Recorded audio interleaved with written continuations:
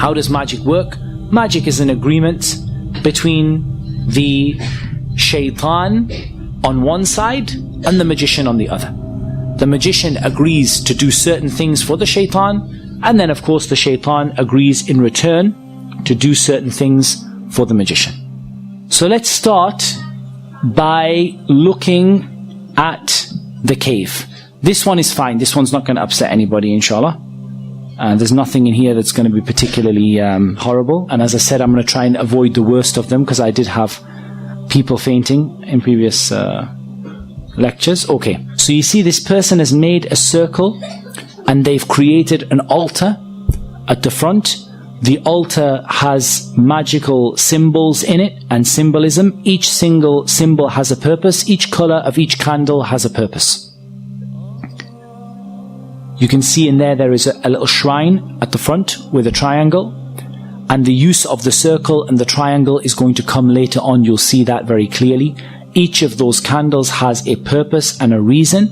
And what this person would be commanded to do would be to sit inside of the circle for a prolonged period of time in a cave. And this is just showing you the cave in which the person would be sitting. They're going to a place known for the possession of the jinn, known to be isolated.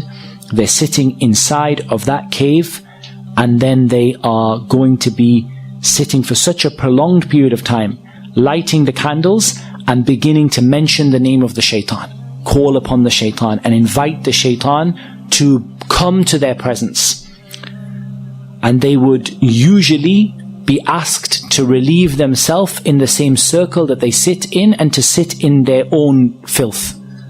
But that's the lightest one. I thought I'd test your stomach first of all. That's the lightest one. Now let's go and have a look at what magicians do with the Quran. This is a public sewer. It's full of, waste and excrement. And they're trying to fish out something from the public sewer. And we're going to keep going. And the Shaykh, he climbs down into it. And this is what they pulled out of the public sewer.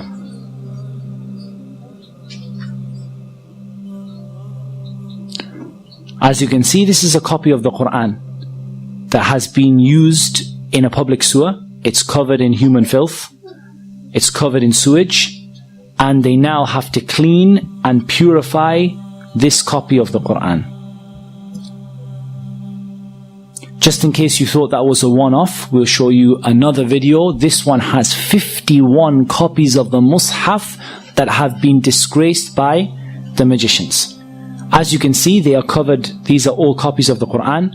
They are covered in knots. They are covered in filth inside of them. They're going to open one of them up. They're covered in pins like voodoo dolls. They're cutting them open, and you see the state of the Mus'haf inside. You can see the color of the water that is coming off of the copies of the Quran as they're washing them, as they're opening them.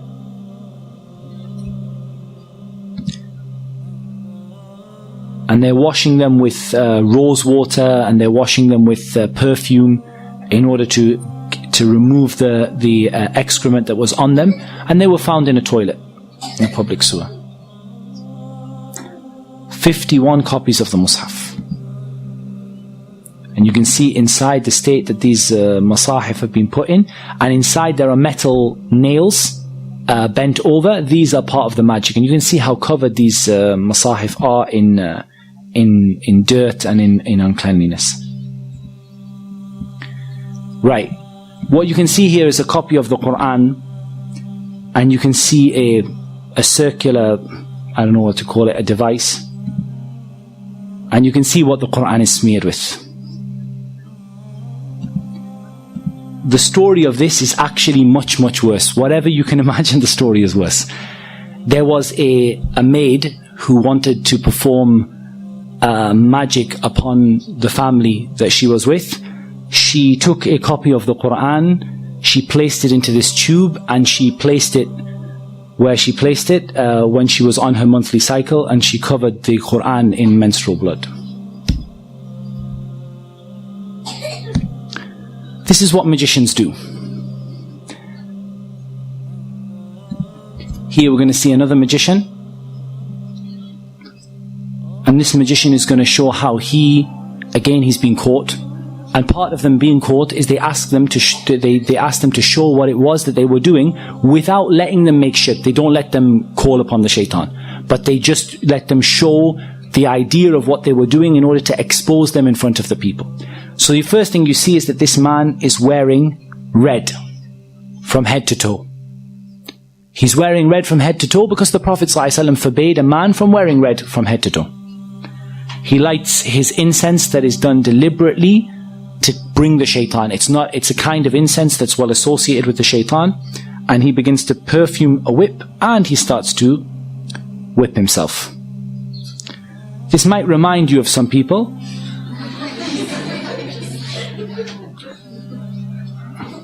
And I'll make no further comment than that. Now, what you can see there is curtains on the wall that again he has disobeyed the Prophet ﷺ by placing curtains all over the wall.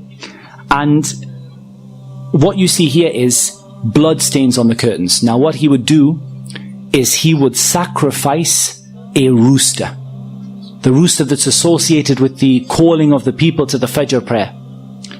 They would sacrifice a rooster to other than Allah. To sacrifice a rooster to the shaitan and then allow it to flap around the room, spreading the blood all over the walls. And then you would see what this person would do. They have some more little tools that they use.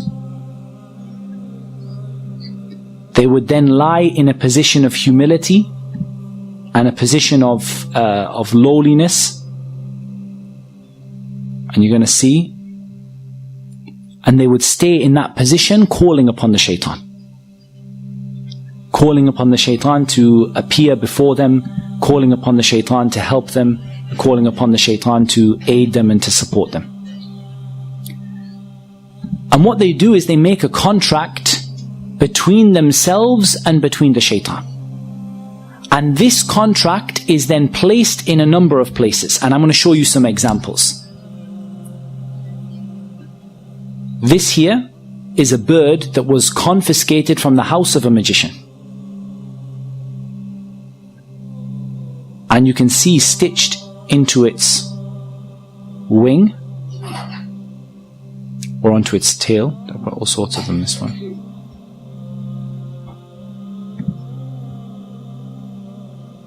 That's stitched onto its wing. You have either a written piece of paper with the magic written on it, or you have various strings and threads that have been blown, the magic has been blown over them. I think the other one is a little clearer, so I'll put the other one on. So this is another bird that was confiscated from the house of a magician, and you can see very, very clearly there that it has stitched into its wing a contract that is written between the magician and between the shaitan.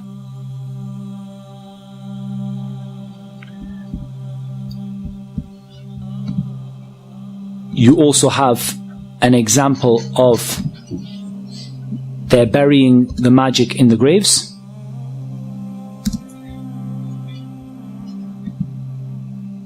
So they go out to a grave and they dig inside the grave. They've caught a magician, or they've been informed by a magician as to where the magic is hidden.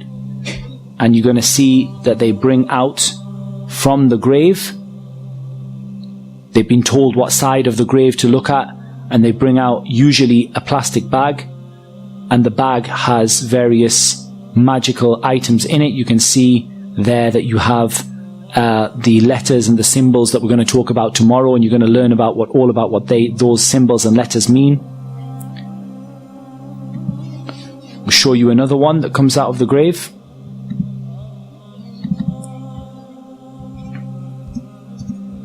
This is right in the base of the grave, in the middle of the night. They call them out because they've heard that there's some magic buried there, and they keep on digging and digging. And eventually they take out this pouch. And they start to open the pouch. And we're going to see what's in it.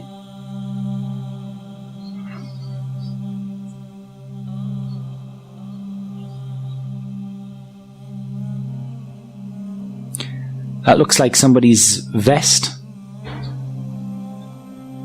Inside you have an egg which is painted or coloured red, may well be blood, and has a number of needles stuck into it. You have a tissue, a man's tissue. You have a lemon. You have the head of an animal that was sacrificed to other than Allah.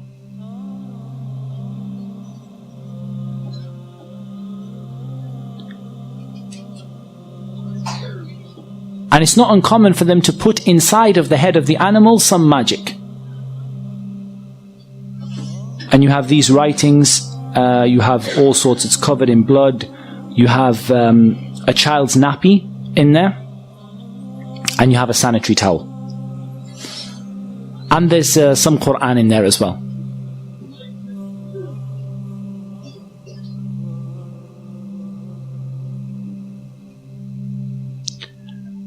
And we're going to count the number of pins. You can see in there that there are 7 pins. Okay, let's try and analyze a little bit of what we've seen. Each individual item that was put in there for a reason. Magicians don't do things at random. They do very, very evil and very horrific things, but they don't do them at random. It was put in there for a reason and an aim in order to bring the shaitan and cause a problem. And I'll tell you what happened. The story of this, the sheikh who gave me the video, he actually was involved in the case and he told me the story. He said what happened was there was a woman who had been divorced by her husband and she had lost custody of her child. She went to a magician in order to bring her child back to her. She brought her own blood. She brought the child's nappy. She brought some clothing from her husband and his tissue. And she brought an animal, and the animal was slaughtered to other than Allah. And I want to make something very, very, very clear. The magician in the beginning would do these horrible acts, and they would leave Islam, and they would, they would sell their soul to the shaitan. However, there's a problem. Once the magician has done that, what's next?